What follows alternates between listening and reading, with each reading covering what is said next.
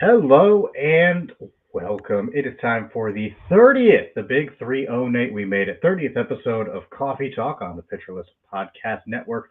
My name is Trevor Hooth, and of course, joined by Nate Kosher. Nate, how you doing? I'm doing well. It's been a minute, as the kids say. So it's good to get another episode on the books and recorded. It has been a while. I mean, look, things happen. Life happens. It's the off season, luckily, so we're not missing anything in season. But a few weeks away, we're going to be back on a regular schedule. Just to get that out of the way for our listeners, this is what should have been an off week for us. So we're recording this Yes. week to get an episode out. We will also put out an episode next week, and then we will get back to the every other week schedule during the off season. So we'll have back to back weeks just this once, and then we'll get back on every other week just so we can get back on track a little bit. Plus, we didn't want to wait a whole another week to talk to you. There's been so much happening, Nate.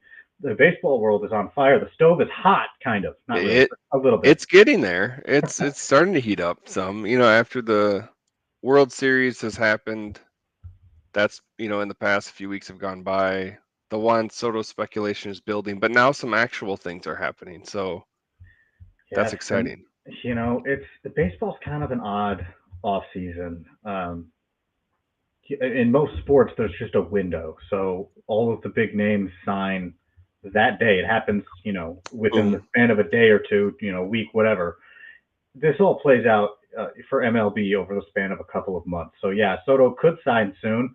Soto could also sign 2 days before spring training, and Yeah, we don't it's know. it's crazy. He should sign soon because he's going to be a huge. He should be who everyone's calling right now. I mean, he's got to be plan 1A for a lot of teams. So you I would imagine think that would so. happen quickly, and then the rest of the dominoes will start to fall. But we'll get into more free agency stuff later. Nate, what you were alluding to, things happening. There was a trade, and it was kind of a fun trade, I think. The Royals traded away Brady Singer to the Reds, and the Reds traded Jonathan India and Joey Weimer to the Royals. So Jonathan India, Joey Weimer for Brady Singer. What do you think of it, Nate? Yeah, it was interesting. I know India's been talked about for a while, I think, to be shopped because there's a lot of log jam in that Reds infield, So much, and it so seemed much like logjam.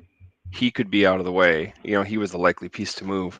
And Singer had a nice year last year. I will say, like in a real life scenario, it was interesting, but it actually hurts, I think, both of them fantasy wise, because of a hitter moving, away from the Reds ballpark and a pitcher moving there, which is, traditionally hitter's ballpark. So I think I read some stat that like India, I want to say he has like 60 career home runs or something. It would drop to like 40 in the 40s if he had played for Kansas City his whole career. Something like that. Hmm. Great American Ballpark is the hitter's ballpark.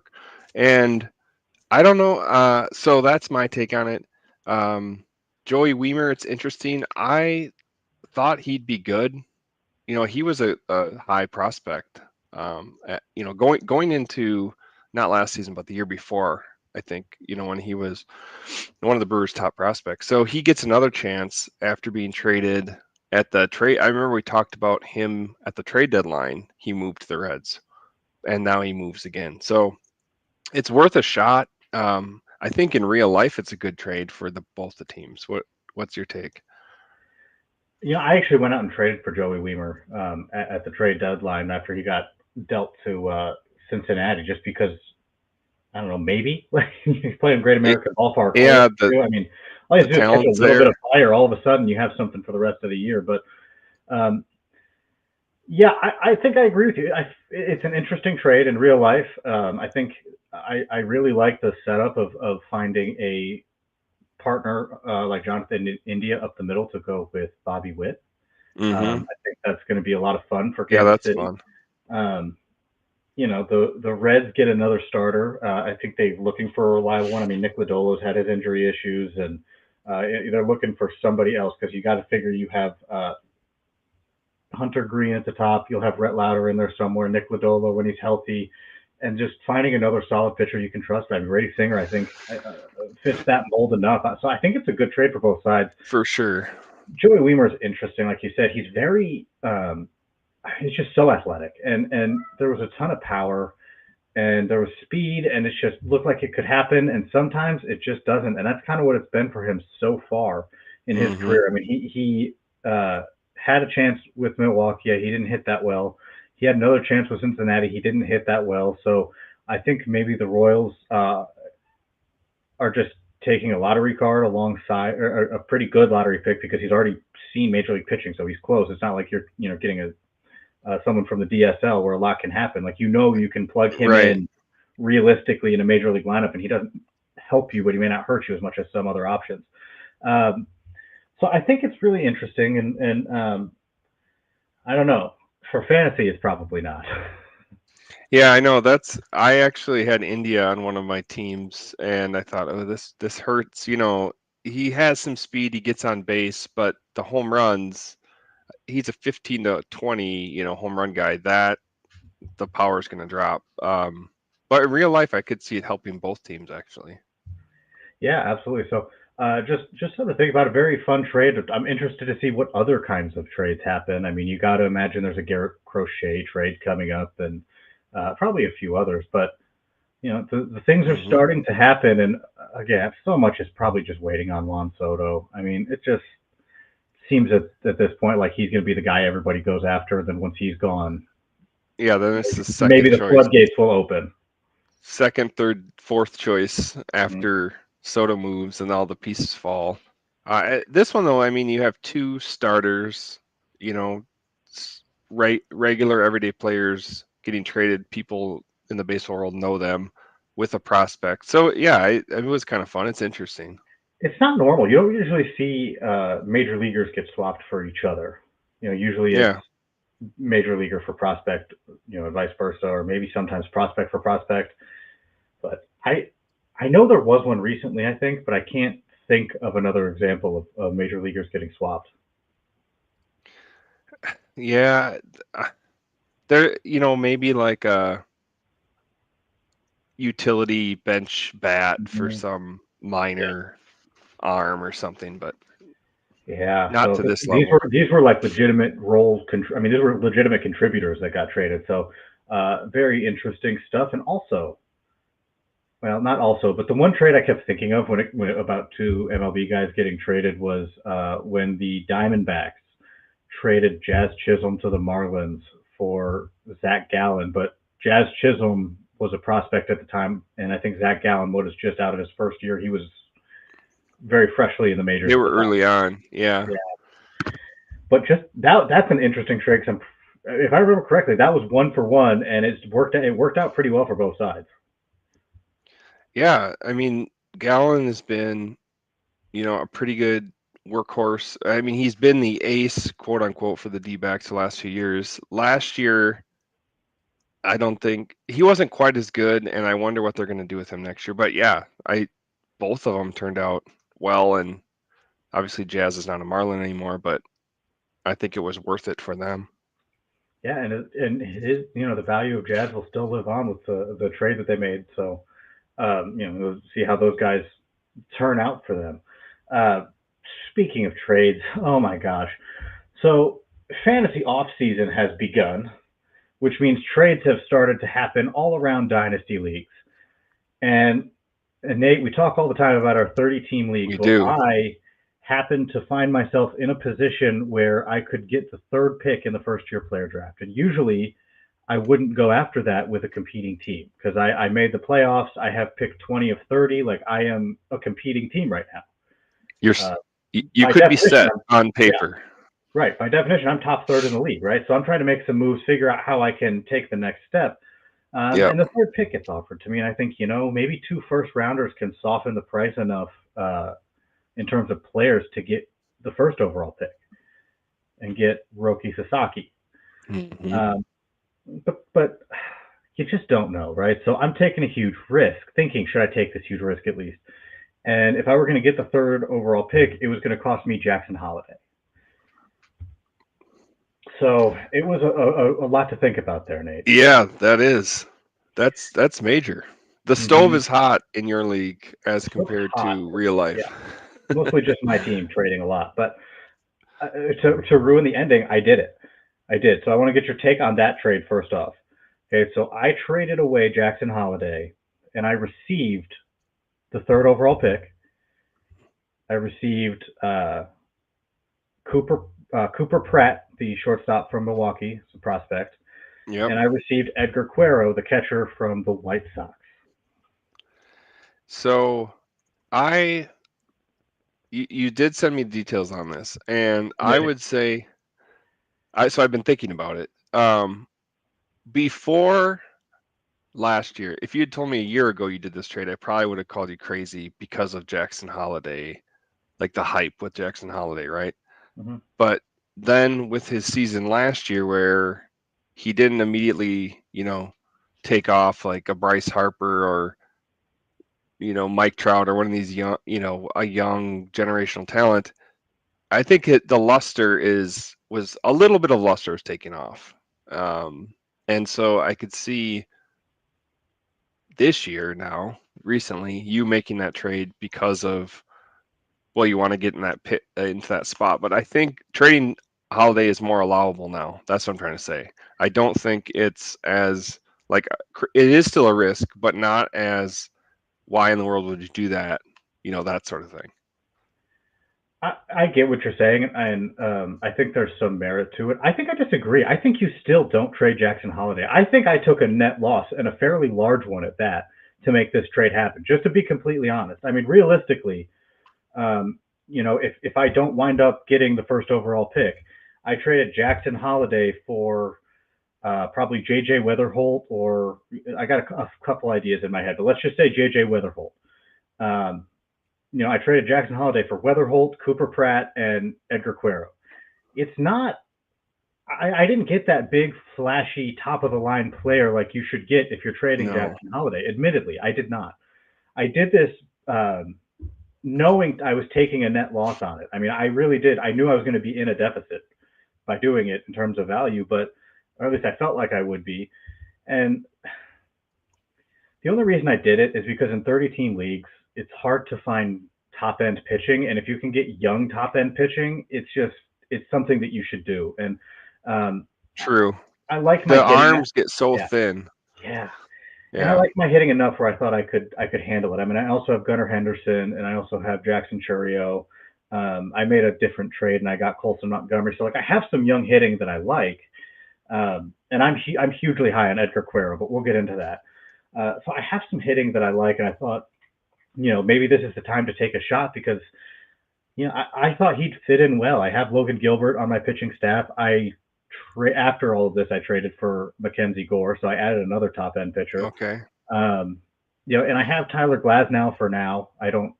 We'll see what happens. He's kind of a guy I'm dangling for trades. Um, Yeah. Speaking of risk, he's so I just wanted to add another top end pitcher, and I thought I'd have a chance. Didn't work out. I got all the way to like the goal line, and it just didn't work out, which happens sometimes.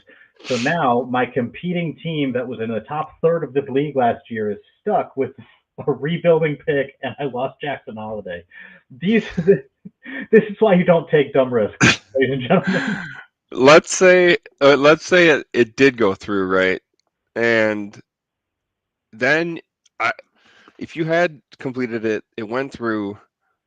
Right now, you'd still be looking at a loss, but you're banking on Cuero and Pratt's future potential. Or ability And to trade them. I mean, true.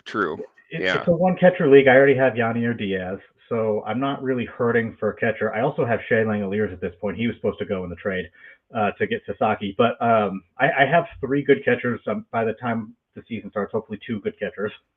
Um, and Yeah. I mean, you'd it be looking at yeah, two. I think they're both top 100 prospects. yeah, and I do like Pratt a lot. I do. I think he's a really good prospect. I just don't think I'm getting a Jackson Holiday esque player. You know what I mean? No, I think that's fair. And now, like you said, you're out holiday. Anyway, so well, yeah, we'll have to see how that one plays out for you, Trevor. Well, and now the question is, if I wind up keeping 1-3, which also may not happen, just to be honest, I have been like searching. I've been finding players. I've been in a lot of people's ears trying to make trades happen. Not going well so far, as you can imagine from the fact I traded Jackson Holiday. Not a ton of depth, but I'm trying my best. And so 1-3 may move. My question is, if I keep it, I don't honestly know who I'm going to pick. Yeah. So what are the names? I'm depending on how your league works, like free agents or first year players draft, eligible. Who are the names you're looking at With the third overall pick, with the third overall pick? Yeah. probably as of right now, it's down to three guys. I think there's probably more that may pop up as I look more into it. But I'm looking at JJ Weatherholt, as I mentioned. Mm-hmm. You got to look at Nick Kurtz. I don't know that I would take him, but you got to look at him at least. And just for the sheer fact that I wanted to get a pitcher out of this, I'm looking at Chase Burns. So not like MLB veteran type guys who maybe are off a contract if your league uses contracts or something. You're looking primarily at prospects. Yeah. So the way this league works is you keep 25, and then I can't remember offhand the total amount through the season, but it's less than that. So you keep 25. You can keep up to 18 of either prospects or major league guys. So guys who have exceeded their minor league limit on Fantrax that is set for the league. Yeah. So depending on how many you keep on either side, that's how many either picks you get in the first year player draft, which can be anybody, any free agent available, obviously that's with an affiliated team. Yeah.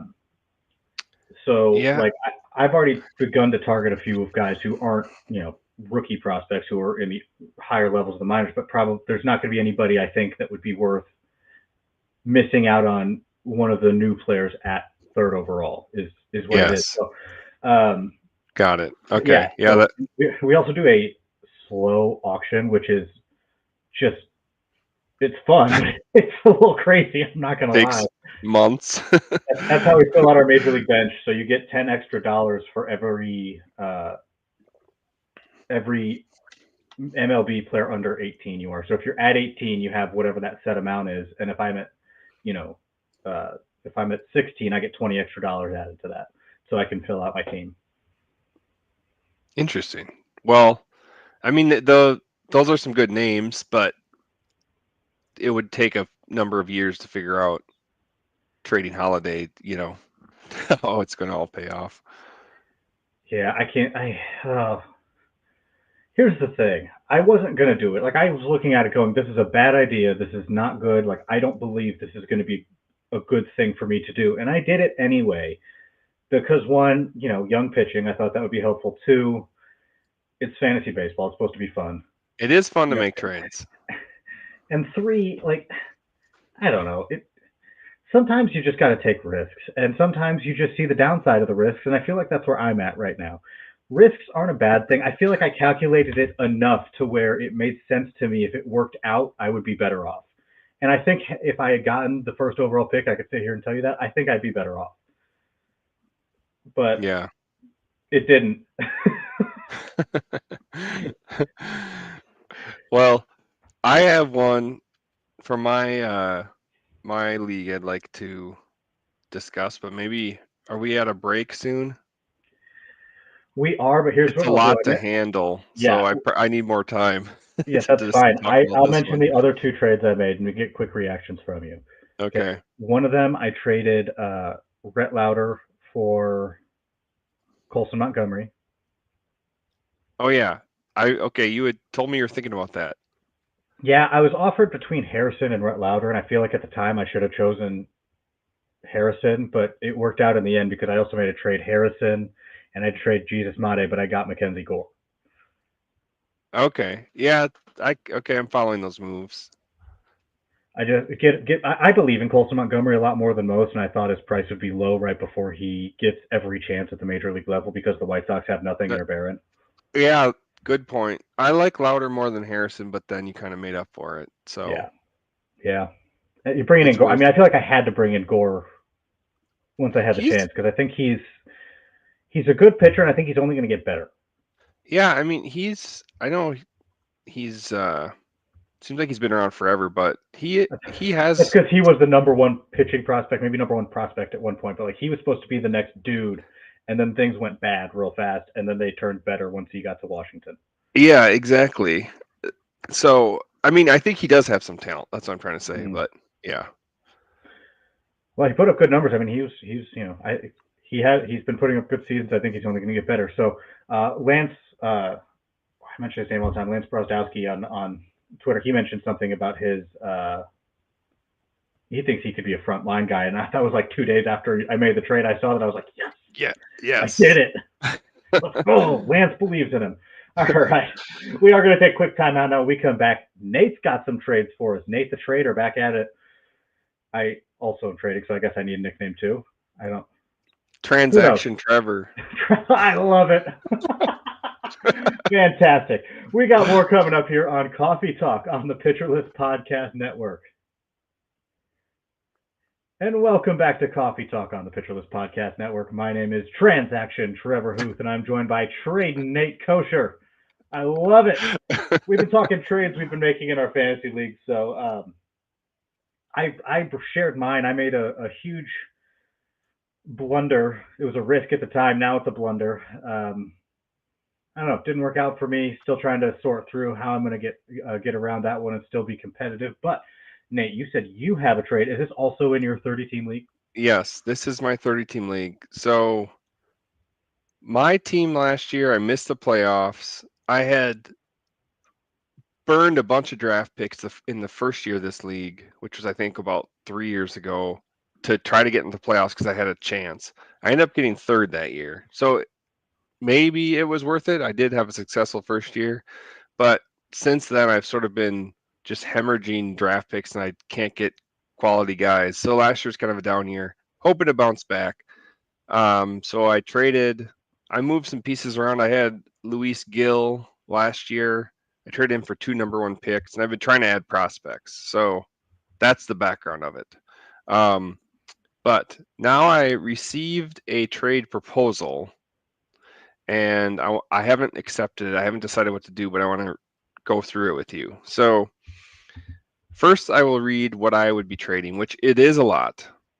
So Chase DeLauter, our friend Jonathan India, someone wanting Jonathan India, a third round pick, a 6th round pick, and a 2nd round pick. So 3 draft picks: Chase DeLauter, Jonathan India, and who's the last piece? Oh, Senga from the Mets, Mr. Ghost Fork himself, coming off an injury. So that's what I'd be giving up, which I know that is a lot. What I would get in return: Bryce Harper, Eric Fetty, a 4th round pick, and an 8th round pick.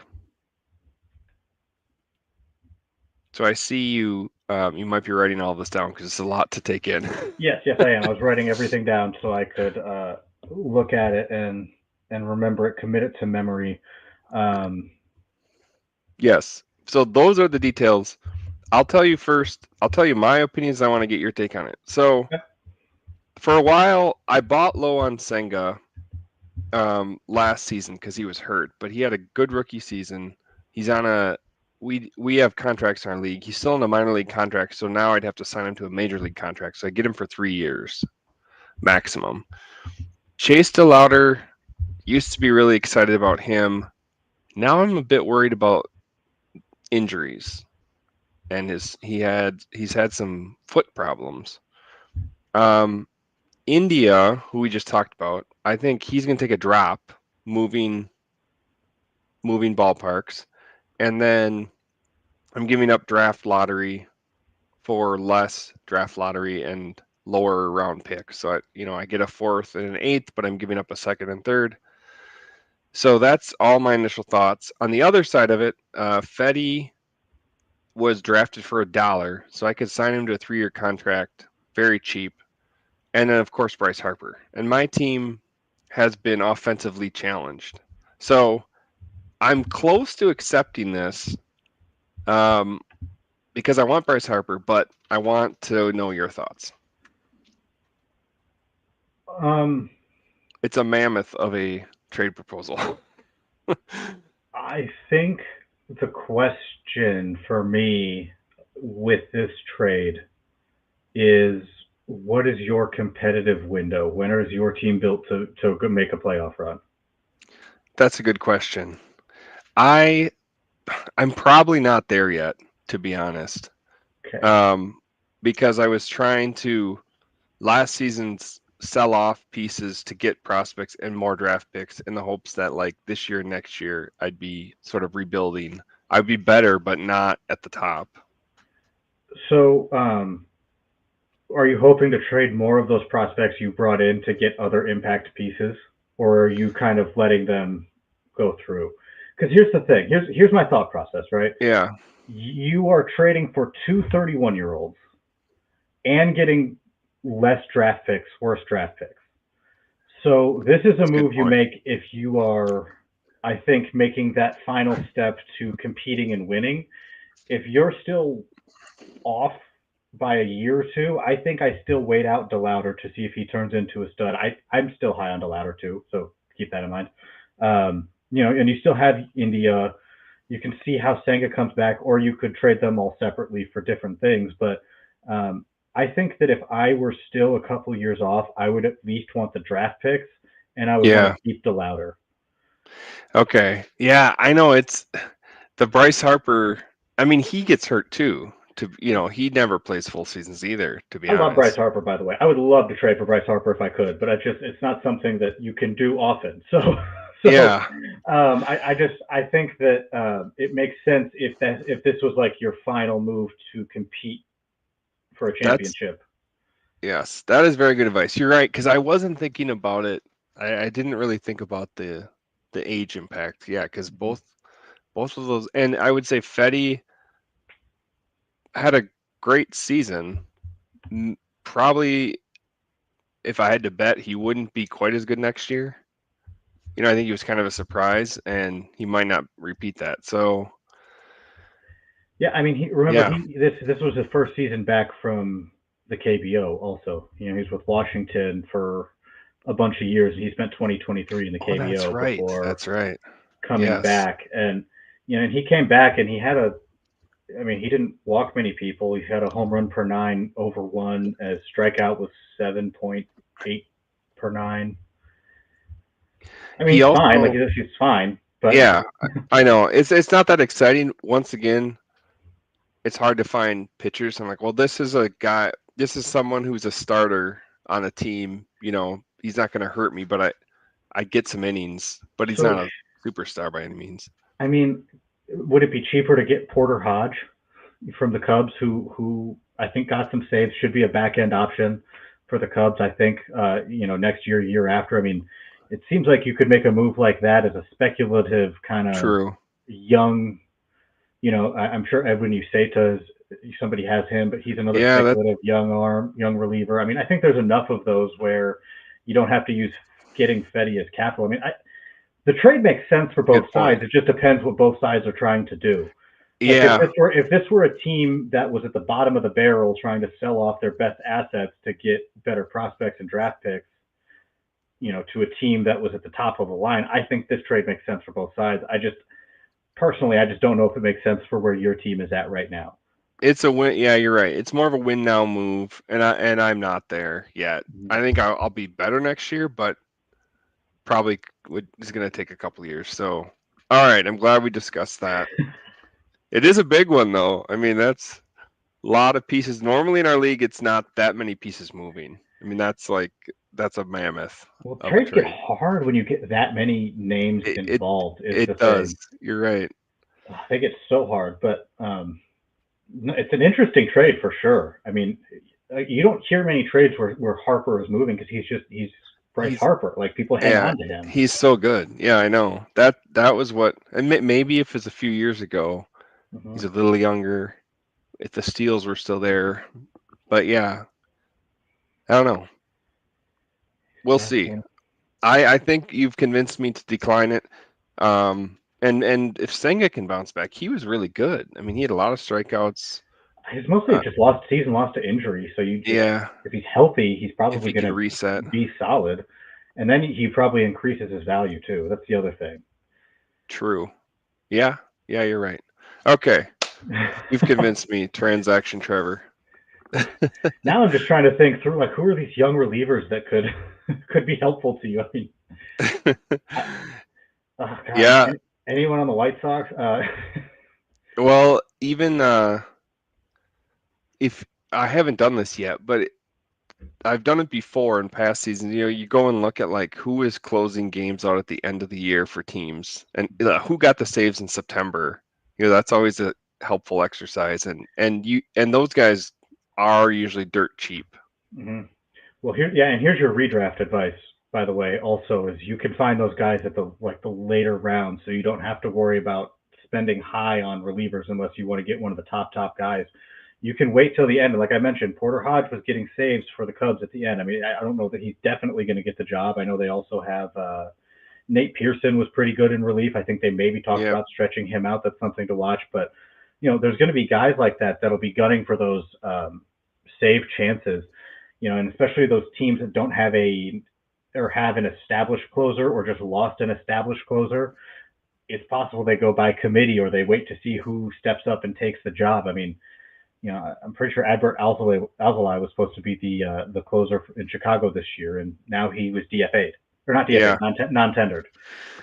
yeah. You're exactly right, and it's not worth unless you get maybe a top three closer, like Mm-hmm. guaranteed top of the order or top of the hierarchy locked in. It's not worth an early pick for sure. And I mean, honestly, who are Emmanuel Clase, obviously. And yeah, I would. I mean, Josh Hader in previous years, but then he's bounced around. He I mean, hasn't been Edwin that Diaz great. heading into last year, but not, I don't think anymore. Yeah, exactly. It's very risky. Yeah. I can't even think of who it would be. Oh, Helsley on the Yeah. Okay. Cardinals. Yep. He is Ryan Helsley solid. for sure. Yeah, Yeah. And there are probably some others we're forgetting, but the point is that you can either spend for a reliever early or you just can wait. wait and probably try to find, because they're so volatile. It changes all the time. Who's in leverage, and injury happens all of a sudden. Things are different. So, also, I don't know if you're. I like saves holds league. I think it just opens up the reliever market because I agree. It's more fun and there's more names to be available and it's not as frustrating, I guess. well, and like somebody like Orion Kirkering, he matters more because he probably is a future closer. But like in my dynasty league, I've tried to justify buying into him right now. I just think he's going to cost more than I want to pay for a reliever at this point. But he feels like a guy who's going to grow into a closer's role in Philadelphia. It's just their bullpen's kind of stacked right now. Yeah, So, I agree. I like him too. He's good. Another guy, now that we're talking relievers, one more guy I thought of, Griffin Jacks on the Twins.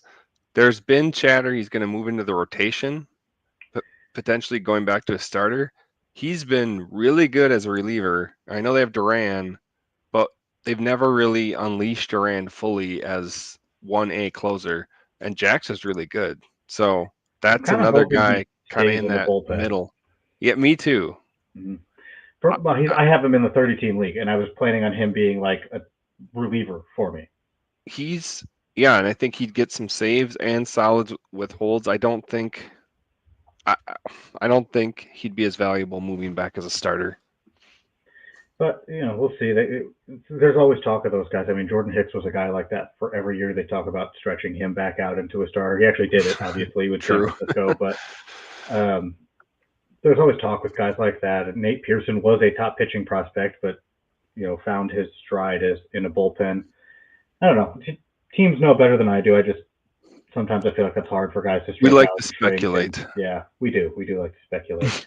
Um, so one thing I mentioned offhand earlier, while we have some time here, Nate, the White Sox are a very interesting team for fantasy baseball, and I don't know if they're an interesting team in real life per se, but I think that they are, especially if you're in deep leagues, I think the Chicago White Sox are a very important baseball team. There's my take. That's a hot take. On the surface, I would say, that seems crazy, but I know what you're getting at, in that it's going to be wide open. Anyone could have a chance. If you're good, you're going to play. If you're young, you're going to play. I'm guessing Mhm. that's where you're going, right? Yeah, and so it helps in terms of getting prospects playing time, but also if you are in a really deep league, and I mean really deep, I'm not talking 12, 15. Like if you for some reason are in just this wildly deep league, no one's going to draft White Sox, but they're going to get ample playing time. And sometimes in deep leagues, playing time just means something. It just whatever. You might be worse than replacement level. Get out there and get me some counting stats. It's just that's just where it Yeah. is sometimes. And so if you are in a league like that, the White Sox are your best friend, right? That this I know this because I won a league collecting Tigers like 5 years ago when they were, when they were the White Sox of the league losing all the time. I collected Tigers and I won because I just had a bunch of dudes who were playing. I mean, it wasn't bench roles; it was starting roles. That's what I mean. They are having big roles. You're not just trying to get a guy for the few games a week he's off the bench. You are Yeah. getting guys with big starting roles playing a lot, and it can just be helpful. Now, it's not going to be the best stats, which is why this is only a deep league thing I'm talking about. But I've honestly been going after some White Sox. Edgar Cuero. I love Edgar Cuero. I think Edgar Cuero is on his way to being a top offensive catcher in the league. Just saying. I've been wrong about that before. See Luis Campusano. But I really think that Edgar Cuero has the ability to hit the ball, and he will hit for enough power to be a legitimate top end hitting catcher for fantasy baseball purposes for as long as he stays on the position, which should be at least for a few years because there's nothing coming to take his place unless they sign someone. There's Yeah. nothing behind him ready. There's no catcher that you're like, oh, that's their catcher of the future. Right now, it's Cuero. But then you look at a guy like Brian Ramos. Brian Ramos didn't do Mm-hmm. great in his short time last year at the big league level, but he has some ability to hit the ball, and I think he's going to play a significant role. He may be their everyday third baseman. Who knows? But um, he's got enough there where if he gets regular playing time, he could be somebody helpful. And I think that when teams are this bad and they don't and they let these young guys play, they don't, they're cutting salary. They're not going out to buy just these veterans for a year in free agency. I think that they provide a very, very interesting dynamic for fantasy baseball managers because all you have to do is speculate a little bit, and it's so low risk, high reward that these are the teams that I look for to find value and to find guys that I can either flip or to have long term. I mean, Garrett Crochet could have easily stayed a reliever, but they needed Mm-hmm. starting pitching. Garrett Crochet becomes a starter, and if you got in early, look what you have right now. Yeah.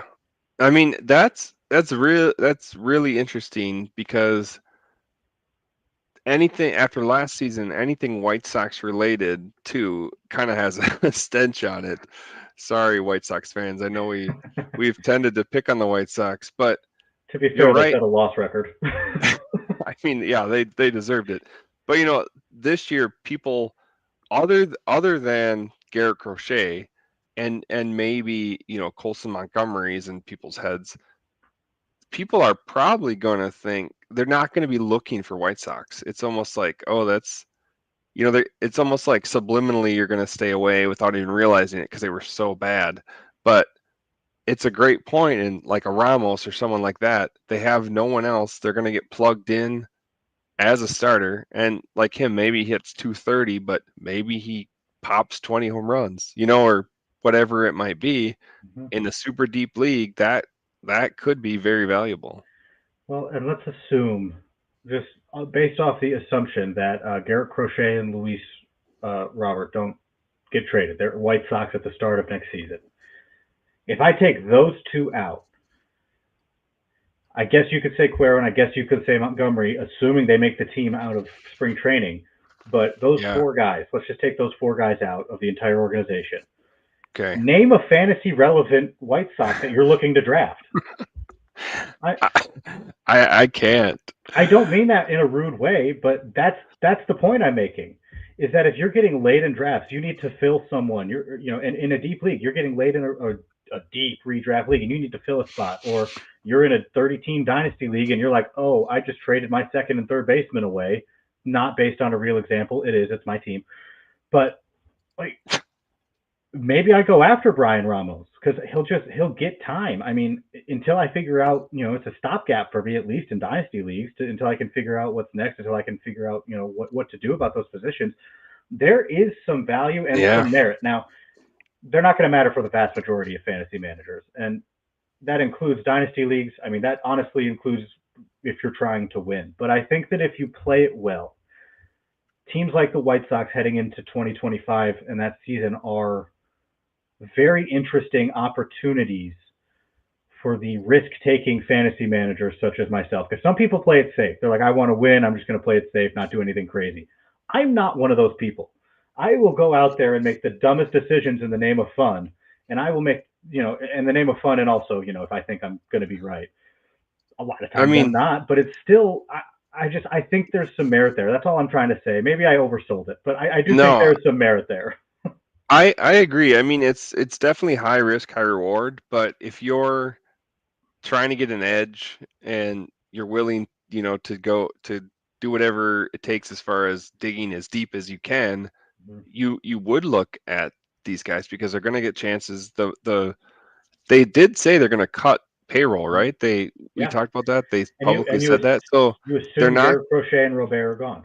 yeah. So they're not filling these positions with veterans who have experience who are, maybe at least average or better. Mm-hmm. So these guys are going to get chances. And yeah, I actually think that's smart. And if you're a competitive team, stay away. Don't listen to what we're saying at all. Like Yeah, right. tune No, out the last like 5 minutes, however long we've been doing this. right. But if you are at the bottom of your league in a rebuild and you got nothing better going on at your major league level while you're waiting for your prospects to figure it out, I think it's worth it. yeah, Yeah. absolutely. Especially because these guys, depending on your league rules, might be eligible, minor league eligible. So like Brian Ramos, I keep bringing him up, but he still has minor league eligibility, which means he's going to have it in my 30-team league for the entire year. In fact, I might have talked myself into trading for him, but he's going to have it for the entire year. So like he doesn't count against my major league roster unless I want him to. I can Yeah. keep him in the minors, and I did it with David Fletcher last year. It didn't work out for me, but he was or not David Fletcher, Dominic Fletcher, his brother, and I had him all year because I could just move him up and down. But just food for thought, an idea I have, maybe off the wall, who knows? But Nate, we are going to take a quick timeout. I want to hear what you were about to say. We're going to do that when we come Okay. back in just a little bit here on Coffee Talk on the Pitcher List Podcast Network. And welcome back to Coffee Talk on the Pitcher List Podcast Network. Transaction Trevor Hooth here alongside Trading Nate Kosher. Love our new nicknames. May keep them beyond this episode. We'll have to see what happens. We've been talking about trades. We talked a lot about the White Sox and how they could provide an interesting opportunity to fantasy managers. And maybe I'm just insane, Nate. I could be. But I know you had a thought you wanted to say before we got to break. So what do you got? I did. Yeah. Well, I was going to say, like, the White Sox strategy, I would say it's similar to like looking at a team like the Rockies because that those hitters do traditionally a little bit better. So like also the Rockies are terrible, but if hey, they get a little bit of an uptick because the offense and who's ever hitting at Coors Field is going to be a little bit better. It's almost like the same balance or the same boost you get from the White Sox getting playing time every day because they have no one else. Mm-hmm. So I like in my head I was thinking, oh yeah, how the Rockies in late rounds you're looking for prospects. You maybe would put a Rockies offensive player above an offensive player from some other team because of that little boost. A White Sox guy, maybe you give him a little boost because the chance for everyday playing time. Mm-hmm. So Yeah. that it's just popping in my head. And as I'm thinking about like late rounds, what do you look for? So It's who not. knows? The Who Rockies are knows? pretty bad It's too. nothing's a given, right? So It's just an idea, something to think about. And when you do that, it's yeah, no, educated risk. It's not just saying, oh look, a White Sox. Let me take him. That's not Yeah, really yeah. what you're doing. It's like, okay, look, Brian Ramos was a top prospect for the White Sox. He has a chance at an everyday role. It might be worth taking this risk. I'm not just going, oh, White Sox, gotcha. Because some of You them, still got to look a it's just little not more worth into it, it. right? You still Yeah. got to evaluate them as if they're a player, but then think, okay, who's in front of that? Who's in front of him? Like, what role is he going to have with the team? And it might be bigger than it should be, which gives you a everyday starter at less of a price. Yeah, exactly.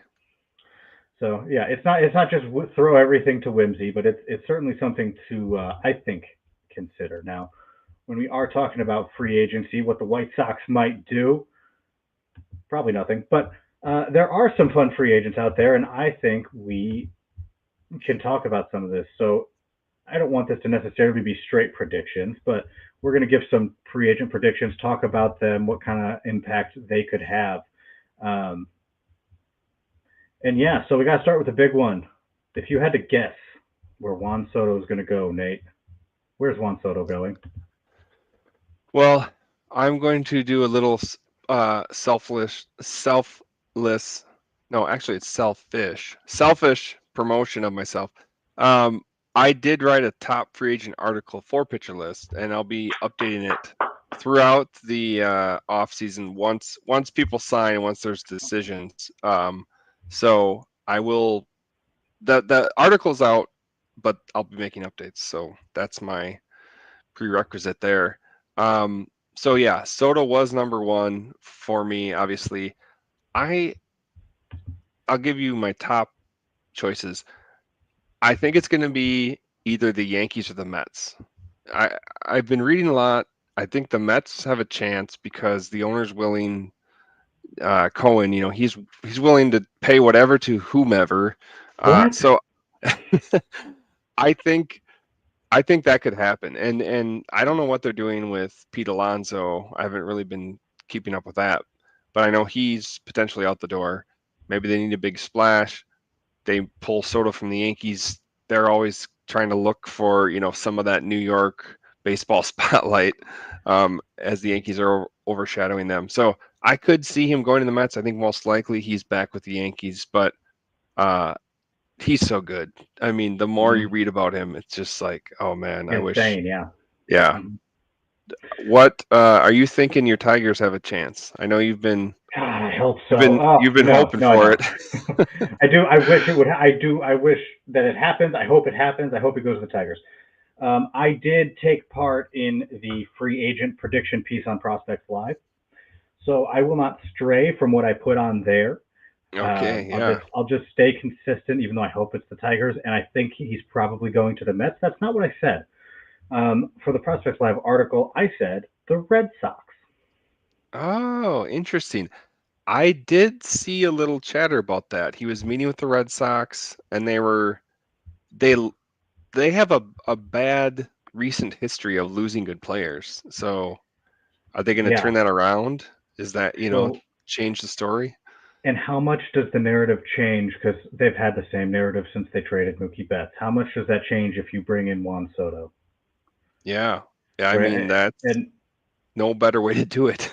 and what happens to Juan Soto with that short porch down the line if he can just start pulling a lot? Yeah. No, I had forgotten about that. I had Hmm. read a story. Yeah, I think I that's filled it out the very day that story interesting. came out, so I think that's probably why I said the Red Sox. I It's do think the very Mets are most interesting. likely, if I'm being honest, but I did say the Red Sox, and I think that it's an interesting match. Um, I don't know. What about Corbin Burns, top pitcher on the market? Yeah, that that one's harder. Another he's a Scott Boras guy, I think. So that's always tricky. And I feel like whenever we're talking about free agents, we always bring up Scott Boras, right? And how his negotiations and everyone knows who he is. That kind of backfired for him last offseason, if you remember. Like he was going to get his guys all these big contracts. Bellinger signed for a shorter contract. Uh, Jordan Montgomery signed at the last minute and kind of bombed out with the Diamondbacks. So I don't think he has as much power as he once did.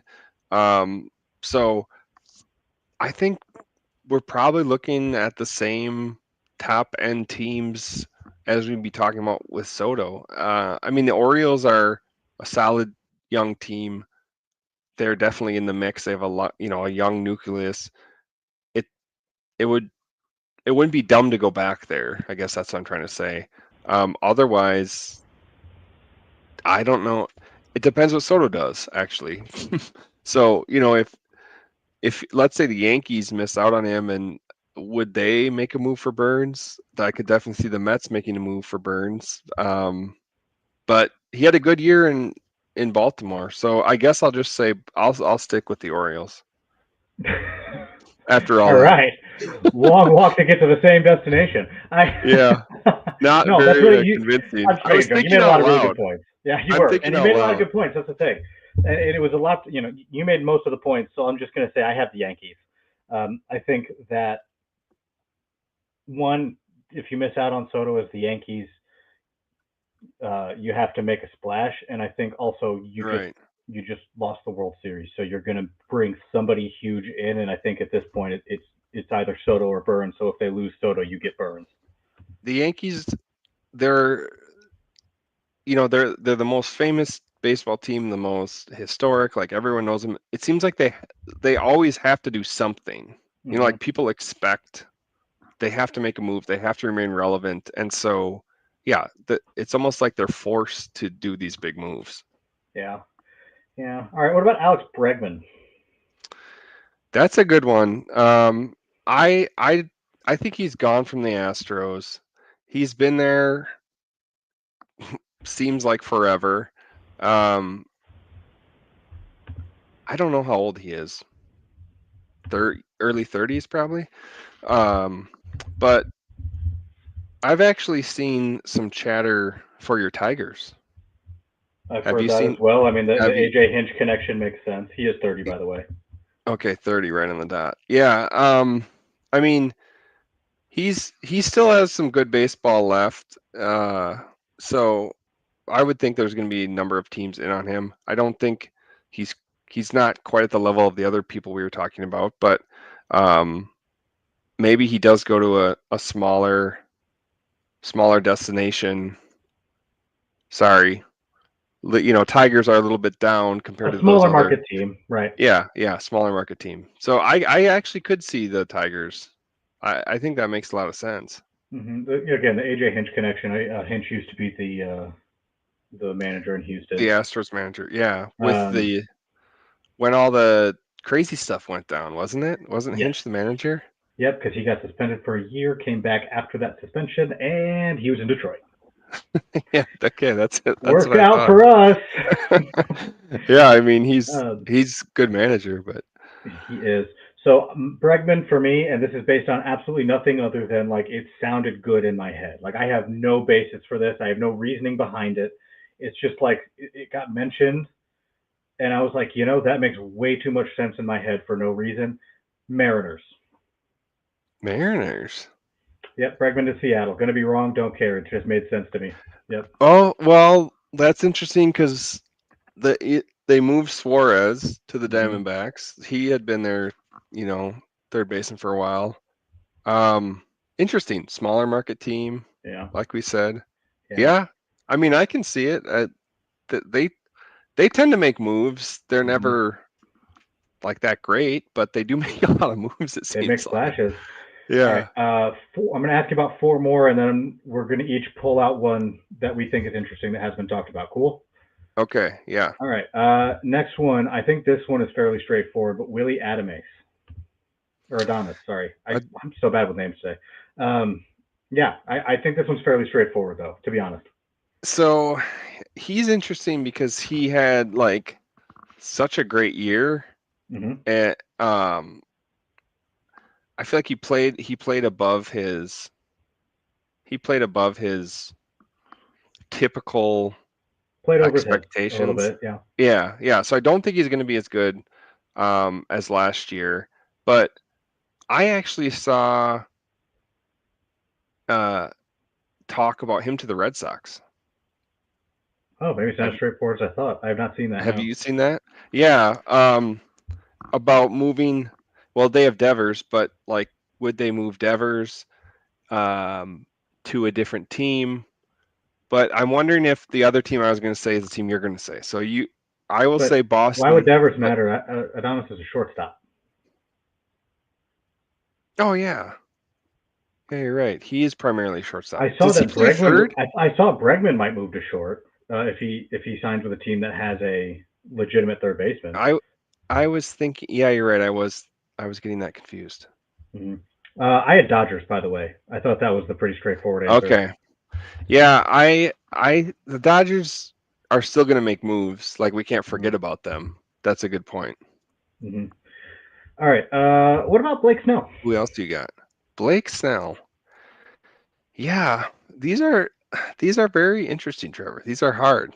Blake Snell These is are just is like the top weird. guys. I'm not going through like trying to do an interesting No, list. These I are just know. like the top It's guys. just it's just hard. Some of well, Snell was awesome, right? In 2023, he did bad with the Giants at the beginning of the year, but he closed out strong, Mm-hmm. and he still looked good in the second half. His overall numbers aren't great. I remember writing that in the article, but I could see him being a backup plan for the Yankees. Interesting. Okay. All right. Yeah, I just said going back to the Giants. I don't know. I think the Cardinals probably make some sense for him if they want to spend the money. Um, you're probably. I mean, any competing team makes sense for him if they have the space for him. I I, think every pitcher should probably get linked to Detroit at this point, just because Detroit has been turning pitchers' careers around. So I I don't think know. he I just have to go showed. back to the Giants. Yeah, he showed enough success in the second half that it would make sense. He was successful and he Mm-hmm. did well with the Giants. If the whole year was terrible, then I would say something else. But yeah, I can see that. Yeah. All right, another pitcher. We're gonna do one more pitcher, one more hitter. Max Fried. That's a good one too. I'll start here. I put down the You Blue go Jays. first. Yeah. Yeah, I put down the Blue Jays, and the reason that I did that is because it sounded good. I'm so bad at free agent predictions. I mostly just go off vibes. I hear a team and player, I go, yeah, that makes sense to me, and that becomes what I believe is going to happen. And so I put down the Blue Jays. I just think it makes sense. They could probably use another starter. You want to stay somewhat competitive, especially if you're keeping Vlad and Bo and trying to move that way. I think it makes a little bit of sense. I don't. I agree with you. I don't think he's going to go back to the Braves. They've they have all those good Mm-hmm. young people, and they let him hit free agency. So I don't think he's going to go to the Braves. I guess I'll take the easy answer out. It's almost like it's going to be a domino effect. Like, depending on where Blake Snell goes, I think Burns is a step above those guys, Mm-hmm. but where you see Snell goes and the next, and Fried, I think, is right there in that next tier of talent. So it's going to be the handful of teams that will shell out money. He could end up on the Dodgers or Mets, I have that wouldn't one other team surprise that I me. think sounds good for Freed. I mean, so you said the Dodgers, Mets. Do you have anybody else? Uh, Anybody in the AL, I'm thinking NL, NL? the I don't Chicago know. Cubs. I think the Cubs might be Oh a yeah, realistic landing spot for him. I can see that.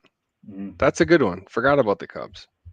All right, last planned one, and then we'll each pick out one other free agent that we think could land somewhere fun. You got to do Pete Alonso, right? So Yeah, I we think had mentioned Houston. him. The Oh, I like Astros were that. my guess. I makes sense to me again, just it's the vibes of it. But I don't know if you have any other thoughts since you did that whole article. But I picked Houston.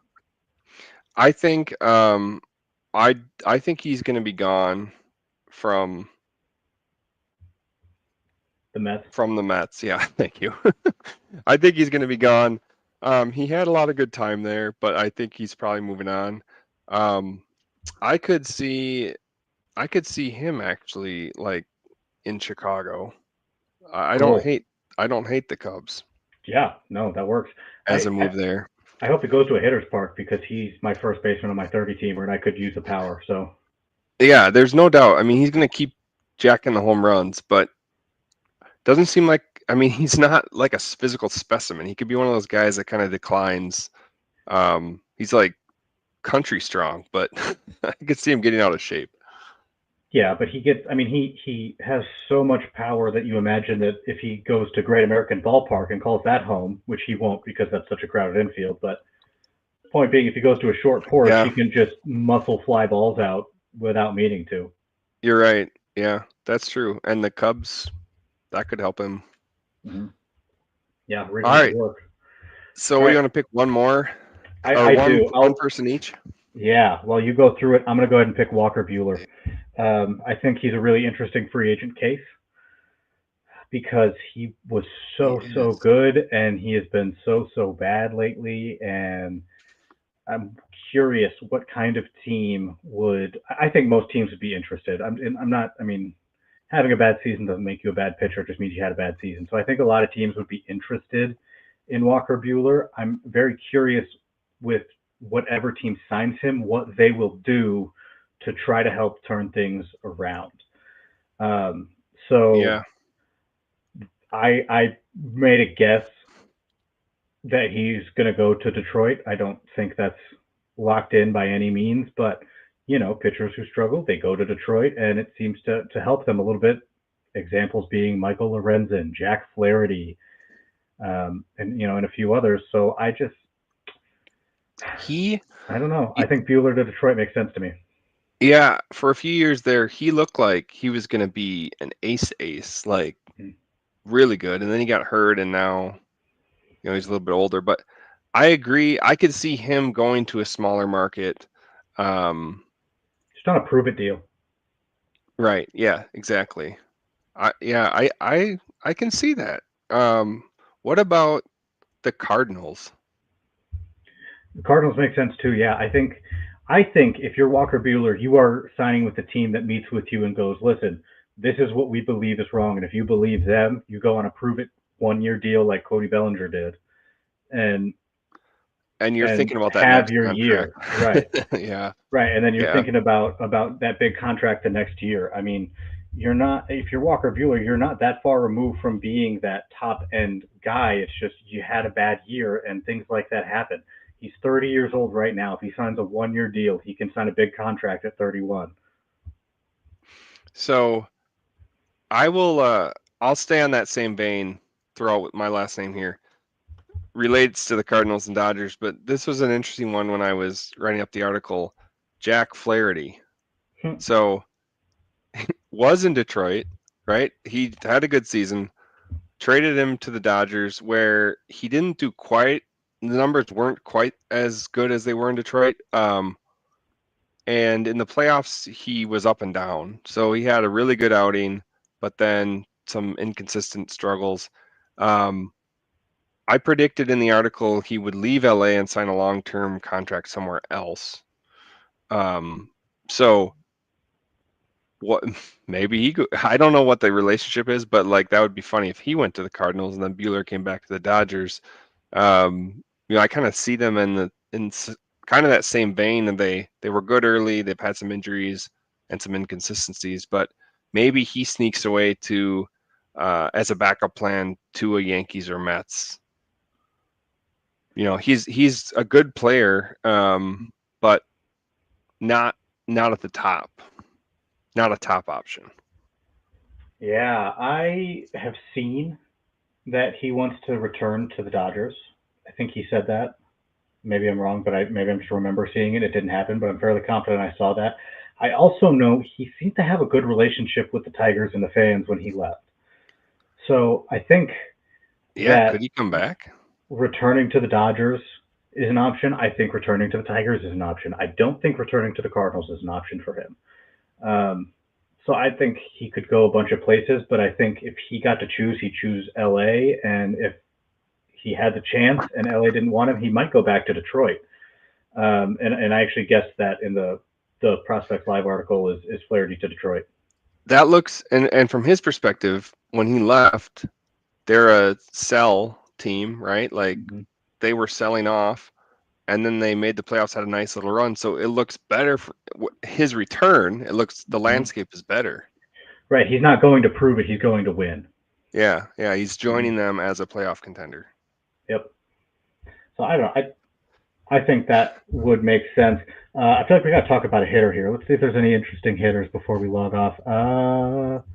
What about Tyler O'Neill? That's interesting. That's why.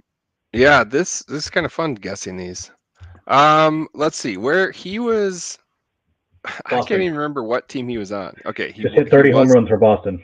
He was on Boston. Okay, and he before that was with the Cardinals. Was he in the Yankees, or am I imagining that? I think you're imagining that. I think he went right from Cardinals to Boston. Maybe there was a team in between, but yeah, he just finished having a 30 home run season for the Red Sox. Okay, I need to look up his yeah. Oh yeah, longtime Cardinal. Okay, you're right. He was traded. Fun fact: he originally was drafted in the Mariners system, and he was traded to St. Louis for Marco Gonzalez. Oh, Marco Gonzalez! I forgot about him. I didn't realize he had such a good season.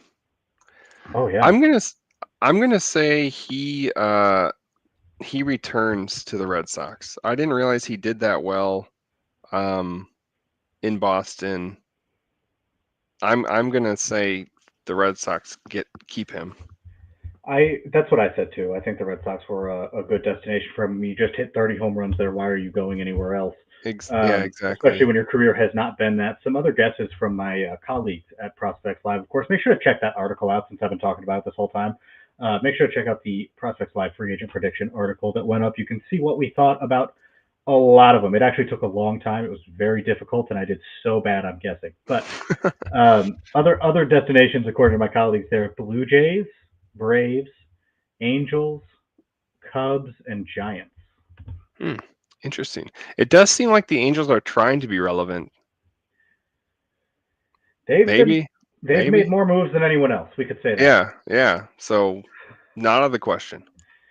We'll see what happens. But that is episode 30 of Coffee Talk. Once again, we will have another fresh episode for you next week. We'll probably talk more free agents, to be honest. But we will definitely have more of that, more Coffee Talk coming up next week. Trade Nate Kosher. Always appreciate you. Make sure to follow him on Twitter at Nathaniel Kosher. Nate, do you have a blue sky now? You know what? I'm still trying to figure that out. Okay. The answer is yes, but I don't know enough about it yet. That is fair enough. You can find Nate on Blue Sky. Just don't expect a whole lot. You can find me on Twitter at Hooth Trevor. I'm on Blue Sky at Trevor Hooth. And I've been using Blue Sky a little bit more lately. We'll see how that all plays out. But always appreciate you guys listening. We'll have another episode next week. You've been listening to Coffee Talk on the Pitcher List Podcast Network.